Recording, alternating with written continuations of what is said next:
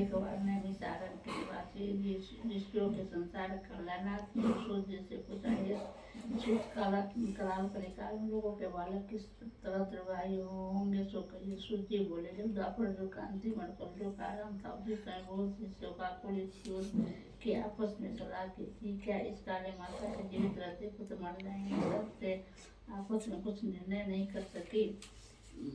तब गौतम जी से पूछने के लिए गई। जब उनके पास पहुंचे तो उस समय गौतम जी आनंद के साथ बैठे थे। उनके सामने आकर मस्तक झुकाकर प्रणाम किया। सुंदर स्त्रियों ने पूछा, प्रभु कलिकाल में लोगों का। गौतम जी ने कहा, जब महाभारत युद्ध का अंत हो गया और द्रोणपुत्र स्थानस के द्वारा अपने बेटों को मरा देकर जब पांडव बड़े दुखी हुए तो पुत्र के शोक से व्याकुल होकर द्रौपदी अपने सखियों के साथ ब्राह्मण श्रेष्ठ धम्य से के पास गए और उनसे धम्य से कहा कि हे विप्रेंद्र, कौन सा उपाय करे जो बच्चे दीर्घायु हो सकते हैं। जब आप कृपा करके ठीक ठीक कहिए। धम्य बोले, सत्युग में सत्य वचन बोलने वाला, सत्याचारण करने वाला समदर्शी जितु महान नामक राजा था। एक बार वो अपनी स्त्री के साथ अपने ससुराल गया और वहीं रहने लगा। एक दिन आधी रात के समय पुत्र के सुख से व्याकुल कोई स्त्री रोने लगी, क्योंकि वो अपने बेटे के दर्शन से निराश हो चुकी थी। उसका पुत्र मर चुका था। वो रोती हुई कहती, हाय बूढ़ी माता के सामने मेरा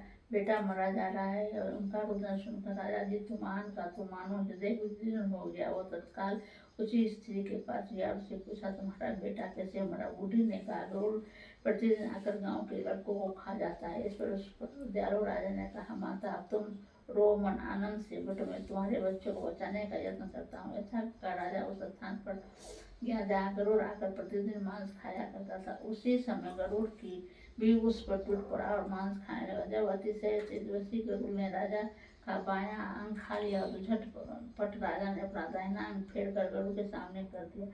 यह देख गरुड़ जी ने कहा, तुम कोई देवता हो, कौन हो तुम, मनुष्य तो नहीं जान पड़ते। अच्छा अपना जन्म और कुल को बताओ। पीड़ा से व्याकुल मन वाले राजा ने कहा, हे पक्षीराज, जिस तरह के प्रश्न करना व्यर्थ है। तुम अपनी इच्छा भर मेरा मांस खाओ। यह सुनकर गरुड़ रुक गए और बड़े आदर से राजा के जन्म और कुल की बात पूछने। राजा ने कहा, मेरी माता का नाम सैव्या और मेरे पिता का नाम शालिवाहन है।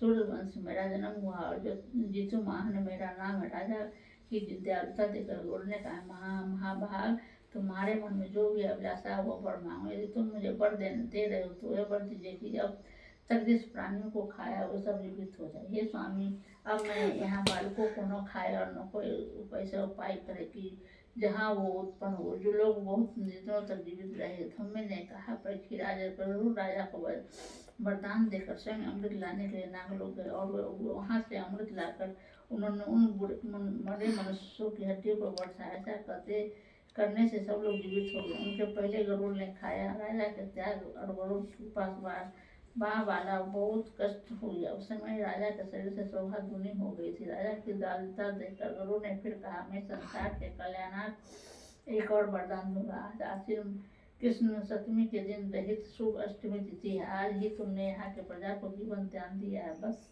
अब ये दिन ब्रह्म भाव हो गया। वेद मूर्ति वेद के विविध नामों से विख्यात वही त्रिलोक में पूजित होगा। दुर्गा अमृत प्राप्त करने से अर्थ में जीवित पुत्रिका कहलाएगी। जो इस तिथि के जीवित पुत्रिका की और कुछ की आकृति बनाकर तुम्हारी पूजा करेंगे, दिनों दिन उसका सौभाग्य बढ़ेगा और वंश में बढ़ती रहेगी। यहाँ भाग विचार करने से क्या आवश्यकता नहीं।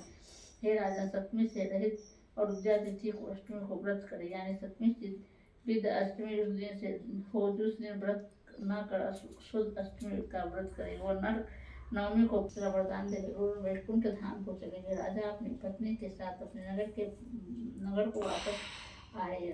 धौम्य द्रौपदी से कहते, हे देवी, मैंने यह अतिशय दृढ़ पर तुमको बतलाया। इस व्रत के करने से बच्चे दीर्घायु होती है। देवी, तुम तो पूर्वक विधि से यह व्रत और दुर्गा जी का पूजन करो, तुम्हें अभी निश्चित बल प्राप्त होगा। मुनिराज धम्य की बात सुनकर द्रौपदी के हृदय में एक बार का कठोर उत्पन्न हुआ और पूर्वासनी स्त्रियों को बुलाकर के साथ यह उत्तम व्रत किया। गौतम ने कहा, यह व्रत और अपने प्रभाव को किसी एक किलिन से सुन लिया और उसकी सखी सियारन को बतलाया। उसके बाद पीपल वृक्ष की शाखा को बैठ उस लिली ने उसी वृक्ष के खोते में बैठकर सियारन को व्रत सवेरा हो गया।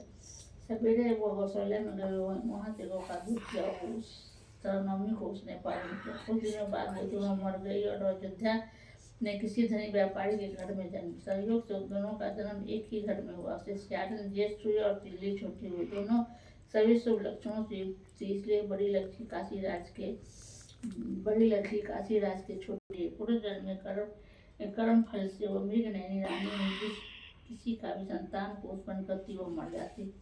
और पूर्व जन्म की बातों का श्रवण करने वाला मंत्री की पत्नी अष्टवधू से सदृश तेजस्वी 8 बेटे को उत्पन्न किए और सभी जीवित रह गए। अपनी बहन के पुत्रों को जीवित देकर इसलिए वर्ष राजपत्नी को अपने स्वामी से कहा कि यदि तुम मुझे जीवित रखना चाहते हो तो इस मंत्री के भी पुत्रों को उसी जगह भेज दो जहाँ की मेरे बेटे हैं, अर्थात इसे इन्हें मार डालो। यह सुनकर राजा ने उस मंत्री के पुत्रों को मारने के लिए कई प्रकार के उद्योग किए। ऊपर मंत्री पत्नी के जीवित पुत्रिका के पुण्य से बल से बचा लिया। एक दिन राजा ने अपने आदमी को उन पुत्रों चीर बेशकीमती जवाहर हुए और भले चंगे 8 लड़कों अपनी माता के पास वापस चले गए। उनको जीवित देखकर बड़ा विस्मय हुआ। अंत में मंत्री तुम और तुम्हारे साथ साथ जीवित पुत्रिका का व्रत किया था। तुमने व्रत के नियमों का भली भांति पालन नहीं किया था और मैंने किया था। इसी दोष से हे बहन तुम्हारे बेटे नहीं जीते। और राजा ने अब तुम भी इस जीवित पुत्री का व्रत को करो कि तुम्हारे बेटे की आयु। मैं तुमसे सच कह रही हूँ कि तुम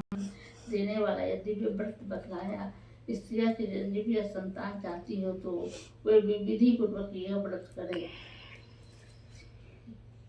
जीवित पुत्री का व्रत कथा पर चेहरा बहुत अच्छा दिख रहा था।